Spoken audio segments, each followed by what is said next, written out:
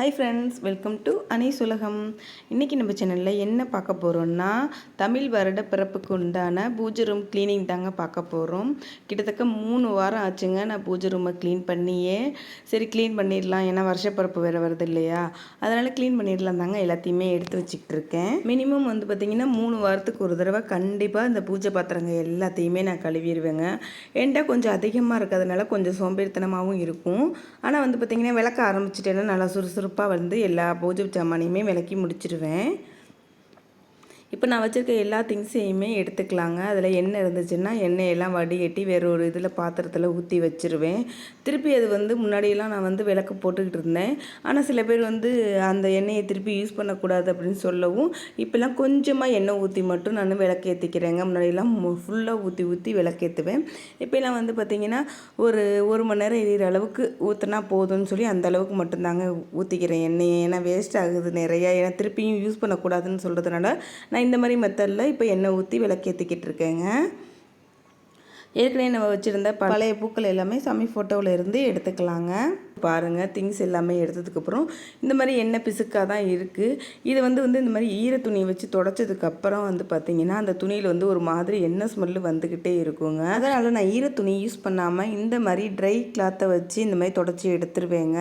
என்ன தான் நம்ம ஈரம் இல்லாத கிளாத்து ஈரமான கிளாத்தை வச்சு தொடச்சாலுமே அந்த எண்ணெய் பிசுக்கோட வாசனை வந்துக்கிட்டே தாங்க இருக்கும். அதனால் ஒன்ஸ் நம்ம இந்த பூஜை ரூம் க்ளீன் பண்ணிவிட்டு அந்த துணியை தூக்கி போடுற மாதிரி தாங்க இருக்கும். அப்படி இல்லைன்னா நீங்கள் டிஷ்யூ பேப்பர் கூட யூஸ் பண்ணிக்கலாம். நான் டிஷ்யூ பேப்பருமே யூஸ் பண்ணி பார்த்தேன். எனக்கு கொஞ்சம் அதிகமாகவே யூஸ் பண்ணுற மாதிரி இருக்குது. அதனால் யூஸ் பண்ணாத துண்டுங்களை எல்லாம் இந்த மாதிரி குட்டி குட்டியாக கட் பண்ணி வச்சுக்குவேங்க. யூஸ் பண்ண துண்டு இல்லைங்க, யூஸ் பண்ணாத துண்டுங்களெல்லாம் இந்த மாதிரி குட்டி குட்டியாக கட் பண்ணி வச்சுக்கிட்டு அதை தாங்க பூஜை ரூமுக்கு யூஸ் பண்ணிக்கிறேன். கீழே அந்த படிக்கட்டு மாதிரி இருக்குது இல்லையா, அங்கெல்லாம் குட்டி குட்டியாக அரிசி அப்புறம் நம்ம போட்ட பூ இதெல்லாம் சின்ன சின்னதாக இருக்குங்க, அதை எடுக்க முடியாது. அதுக்காக இந்த பெயிண்ட் அடிக்கிற ப்ரெஷ்ஷை வச்சு நல்லா க்ளீன் பண்ணி விட்டுருவேன். நல்லா இண்டு இடுக்கில் உள்ள குப்பையெல்லாம் வந்துடும். இதுக்கப்புறமா நான் கொஞ்சமாக விம் லிக்விடு இதை அந்த இடத்துல ஸ்ப்ரே பண்ணி விட்டுட்டு நல்லா க்ளீன் பண்ணிடுவேங்க. ஏன்னா நம்ம வெறுமனை ஈர துணி மட்டும் போட்டு தொடச்சோன்னா அந்த எண்ணெய் பிசுக்கு அப்படியே இருக்கும். அதுக்கப்புறம் காஞ்சதுக்கப்புறம் கோலம் போடும்போது பார்த்திங்கன்னா அப்படியே திட்டாக வெள்ளை வெள்ளையாக தெரிகிற மாதிரி இருக்கும்.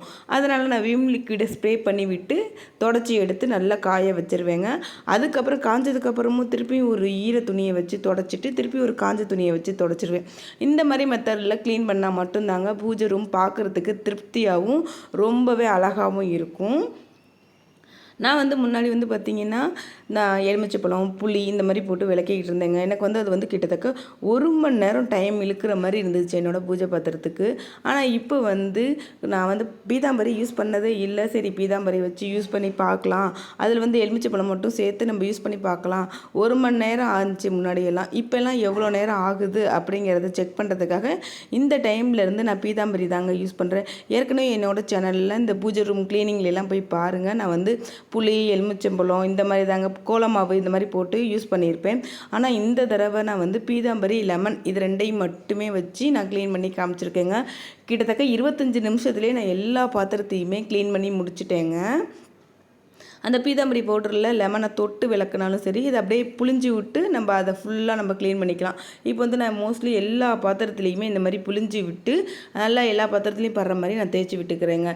இது தேய்ச்சி ஒரு 10 நிமிஷம் மட்டும் ஊறினா போதும். நம்ம ஸ்க்ரப்பர் இல்லைன்னா சாதாரண இரும்பு ஸ்க்ரப்பர் அந்த லப்பர் ஸ்க்ரப்பர் இதில் வச்சு தேய்க்கிறதுக்கு பதிலாக நம்மளோட கைகளால் தேய்ச்சி கொடுக்கும்போது பார்த்திங்கன்னா நல்லாவே பித்தளை ஜாமான்லாம் பளிச்சுன்னு ஆகுங்க.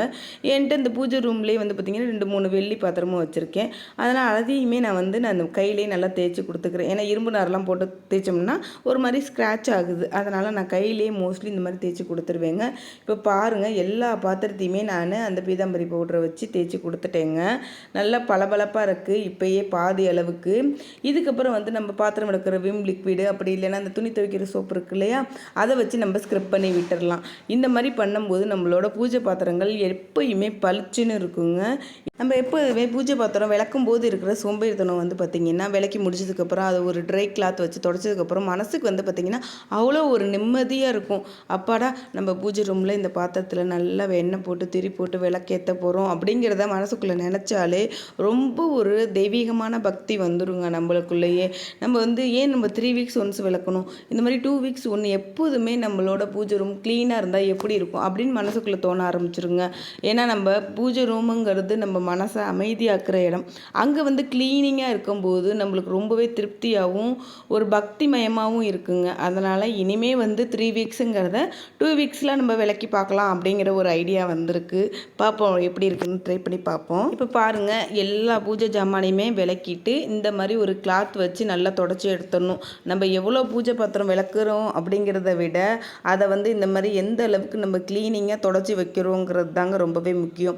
ஏன்னா நம்ம எவ்வளோ பளிச்சுன்னு விளக்கி இருந்தாலும் அதை அப்படியே சில பேர் வந்து ஃபேனு கடையில் காய வச்சுருவாங்க. அந்த தண்ணி வந்து பார்த்திங்கன்னா அந்த பாத்திரத்தில் அப்படியே முத்து முத்தாக நின்று அது அப்படியே ட்ரை பாத்திரம் காஞ்சதுக்கப்புறம் பார்த்திங்கன்னா ஒரு மாதிரி அப்படியே புள்ளி புள்ளியாக தெரியும். அது வந்து நம்மளுக்கு விளக்குன திருப்தியே இருக்காதுங்க. அதனால் எப்போதுமே விளக்குனதுக்கப்புறம் இந்த மாதிரி ஃபேன் கீழே உட்காந்து நல்ல ஒரு காட்டன் டவலை வச்சு தொடச்சி எடுத்துக்கோங்க. பாருங்கள், என்னோட இந்த பஞ்ச பாத்திரம் அந்த அளவுக்கு கருப்பாக இருந்துச்சுங்க. இப்போ பாருங்கள் எவ்வளோ பளிச்சுன்னு உள்ளேயுமே நல்ல பளிச்சுன்னு இருக்குது. இப்போ வந்து இதை விளக்குனதுக்கு அப்புறமா நான் வந்து மஞ்சள், சந்தனம், கொஞ்சமாக பன்னீர், கொஞ்சமாக ஜவ்வாது இதெல்லாம் போட்டு ஒன்றா மிக்ஸ் பண்ணி வச்சுருக்கேன். இதில் வந்து நம்ம போட்டு வைக்கும்போது நல்ல ஒரு வாசனையாக இருக்கும் பூஜை ரூமே.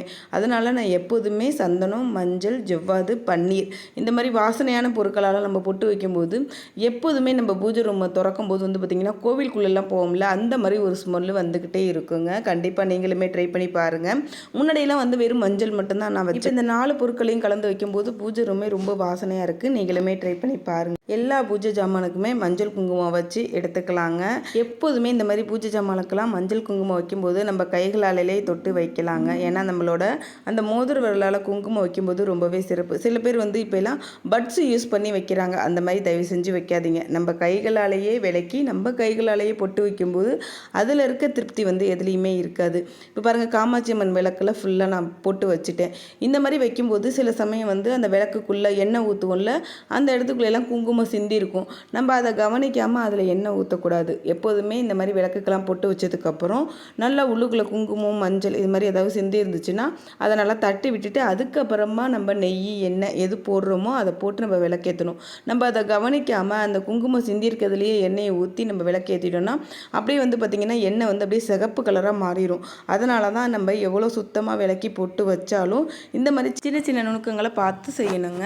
இப்போ ஃபுல்லாக எல்லா ஜாமானுக்குமே நான் போட்டு வச்சு எடுத்துட்டேங்க.